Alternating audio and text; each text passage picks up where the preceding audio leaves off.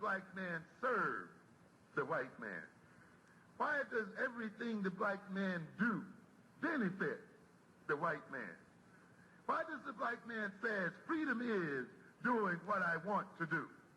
And why is it that everything he wants to do enriches the European? Welcome to the desert of the real.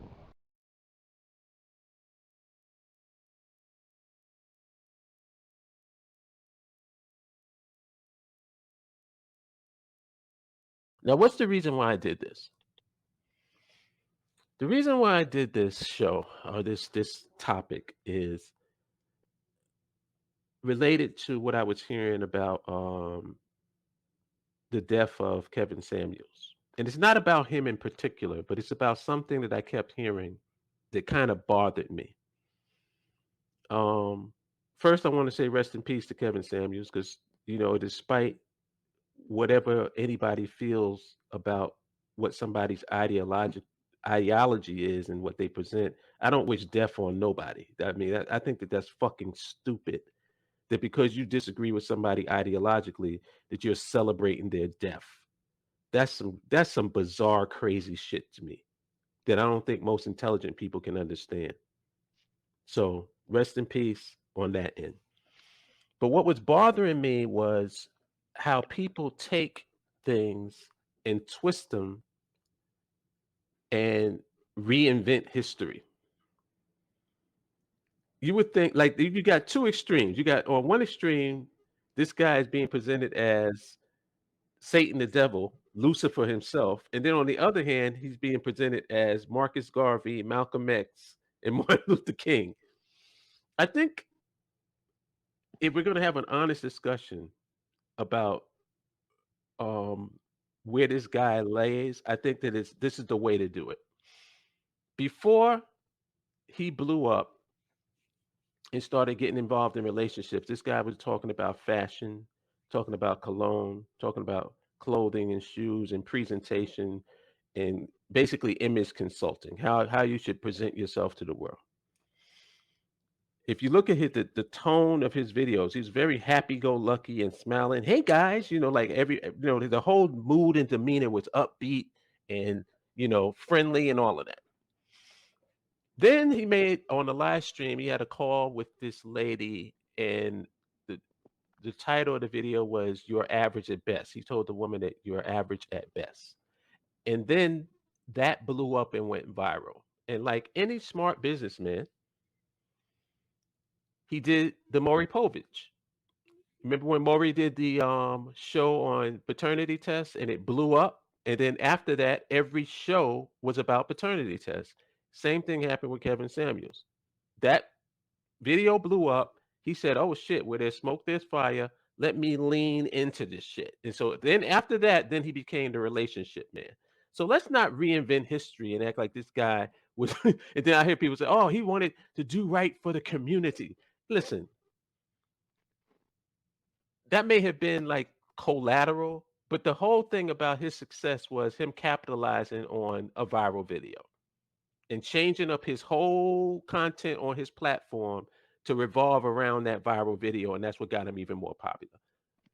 With that being said, it bothers me when people start talking about the community and, oh, he was for the community and this is for the community. If you listen to this dude's content, and I don't want to focus on him because it's not really about, this video is not about Kevin Samuels, but I'm just talking about everything that revolves around that. He's basically a conservative, right-winger in his ideology. And his ideology is more so concerned with pulling yourself up by your bootstraps, personal accountability, whatever decisions you make have consequences, concepts that I don't necessarily disagree with. That's why I've never been vocal against dude. I've never been vocal against his presentation because I don't think that what he's saying is particularly wrong. It depends on how you want to approach reality, which gets back to the video that I was trying to play. I'm sorry you guys couldn't hear it. What do we want to do collectively as a people? And it's so funny that we keep revisiting this same question in different ways. Because remember, What's the question that we asked in the BAIO? What is the end game? It seems like this is tied to that, because unless you know what the end game is, then what moves are you going to make? Because all that's determined on your end game. What is your end game? What's the end result of what you're trying to accomplish? And the moves are going to go and coincide with that. But if you don't have an end game, then basically what you're doing is just moving chess pieces around the board willy-nilly and losing. So the whole purpose for me creating this live stream was to address this whole faux concern about the Black community, which nobody apparently cares about. Because the only people who can talk about the community and the only people who can talk about Black people as a collective is people that have a collective ideology. People who are talking about nationhood, people who are talking about land. People are talking about controlling or having their own government and controlling their own socioeconomic and political reality. Those people have a collective mindset. We're thinking about the whole. We're not thinking about a bunch of fucking individuals.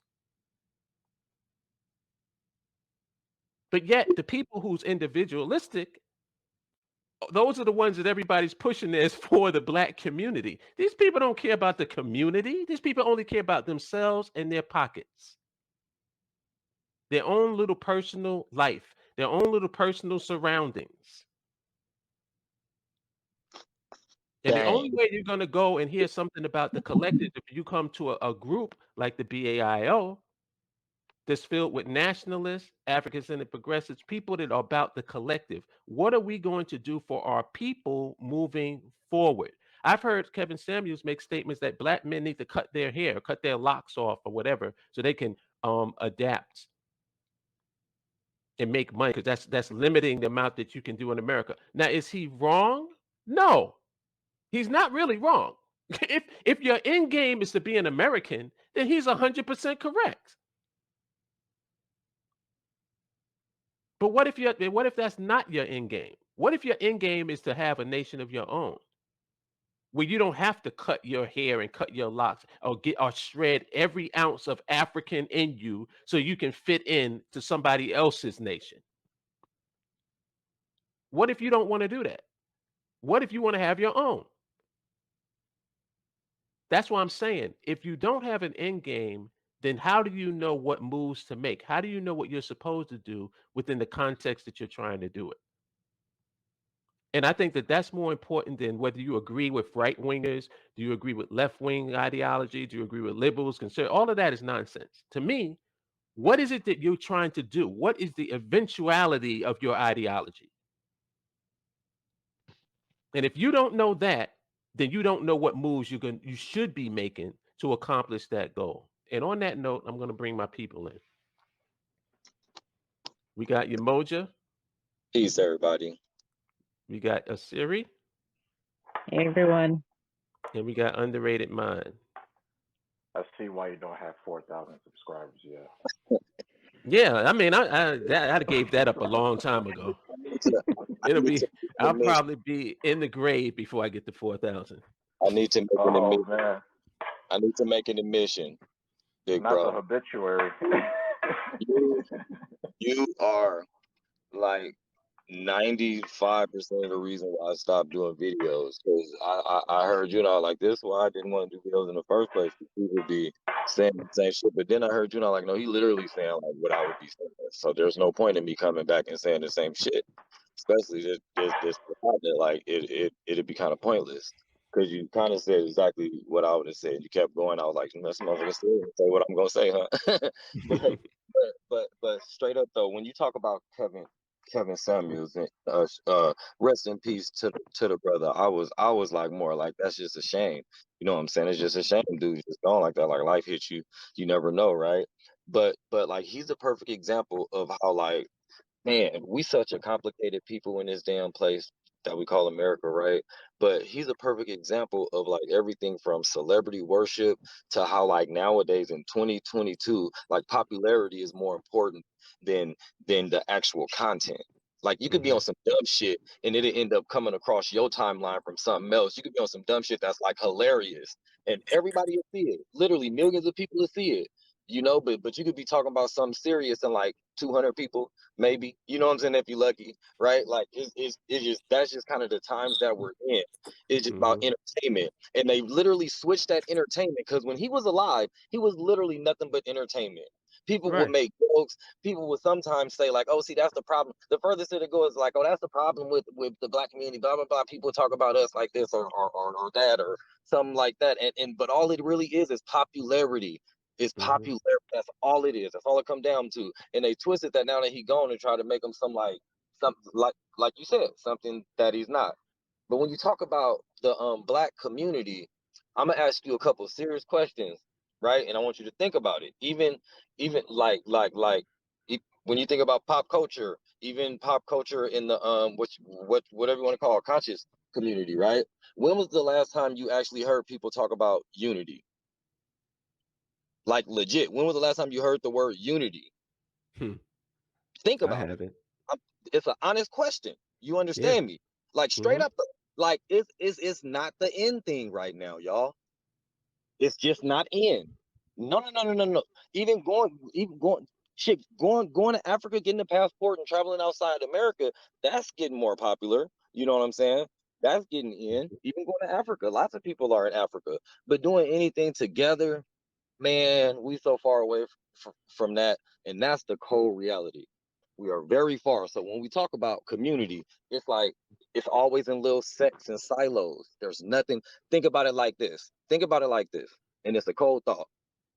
How we know the black spending power? How do we know that? Who's collecting this data? The Nielsen report. Do y'all know who Nielsen is?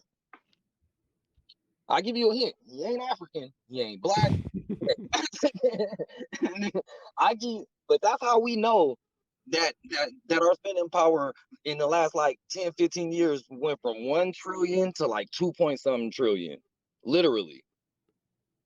But I think I you know what? I kind of trust you know that. what I'm saying? I kind of trust Think about it.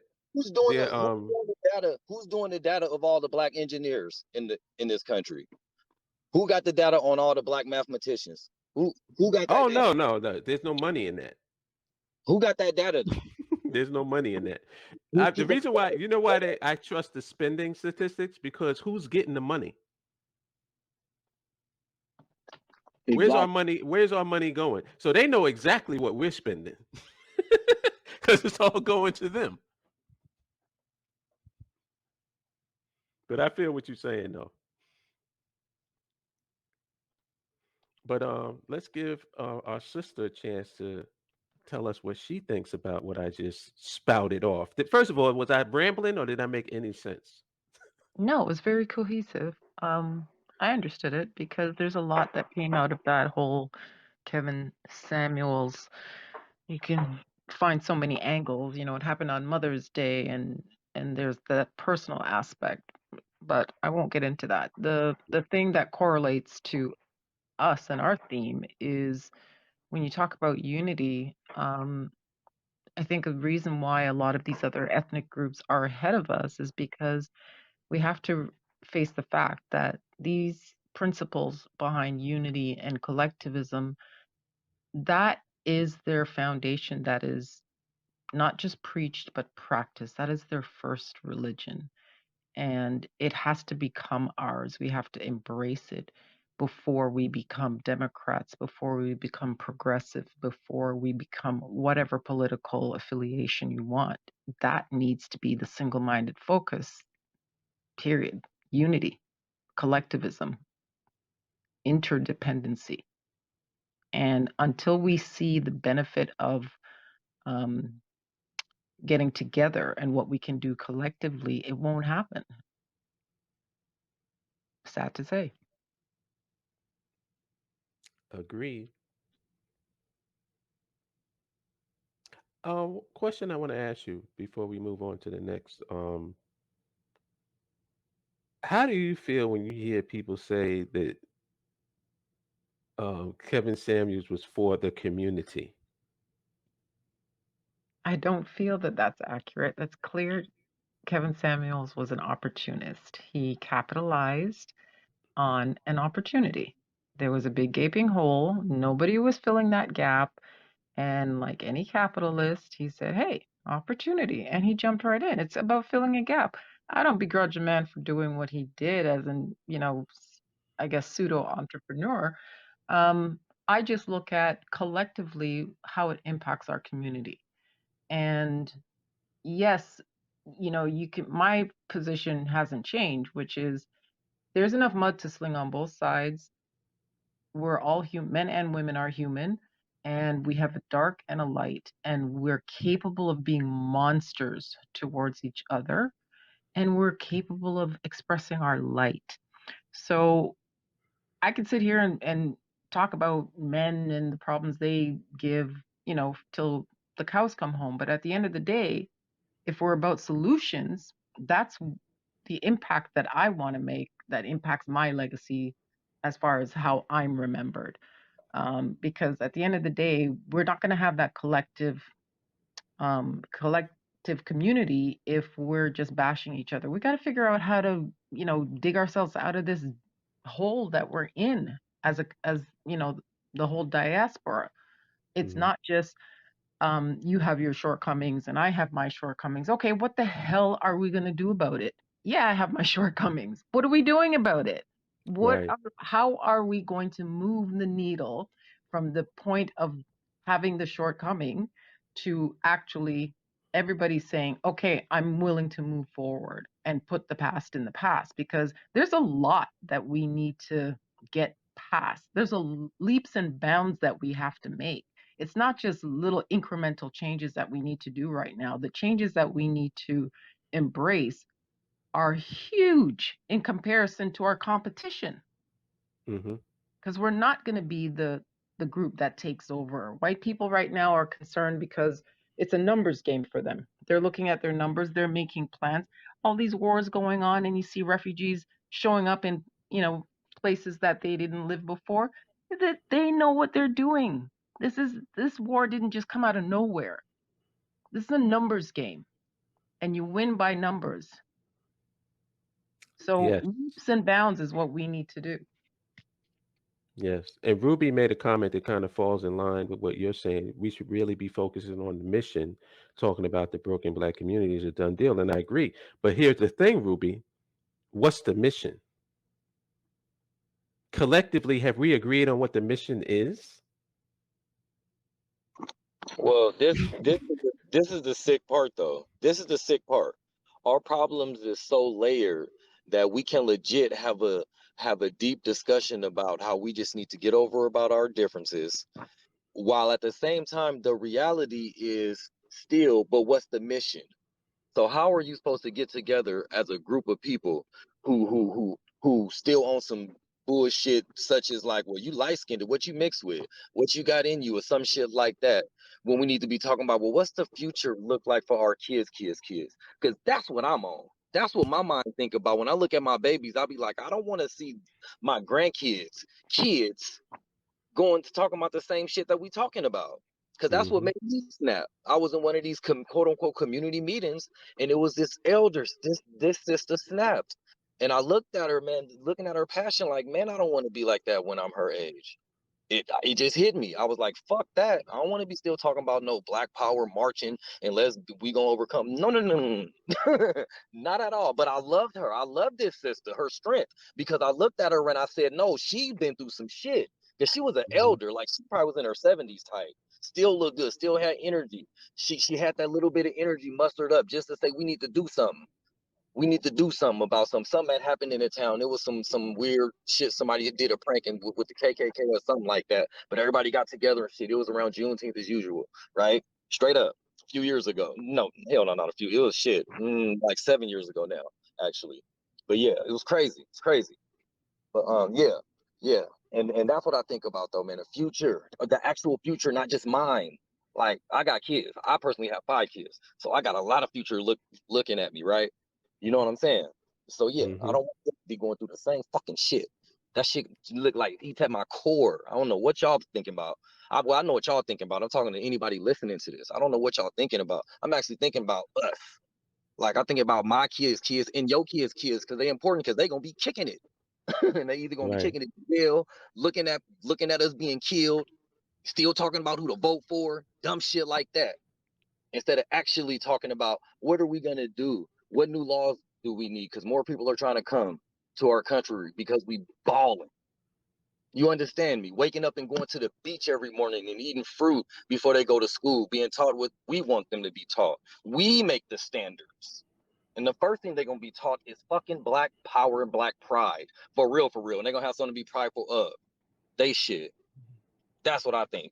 That's what And keeps me. Ruby put it best. She says land infrastructure and nationhood. She said, we literally have to start over somewhere else. That's the mission. And I agree. That's definitely the mission of the BAIO. But let's be honest. Is that the mission of us collectively in this country? Is that a talking point in Black America? No. No. You can't compare to the status right here. Legendary worldwide, we can battle right here. Listen, Junior, I'ma tear back your wig. This ain't TV, but I'll show you what a fear factor is. Stop grilling me, and all that fronting is killing me. You leave me no choice but to hurt your feelings, G. About to slap rappers around and bruise the game. What?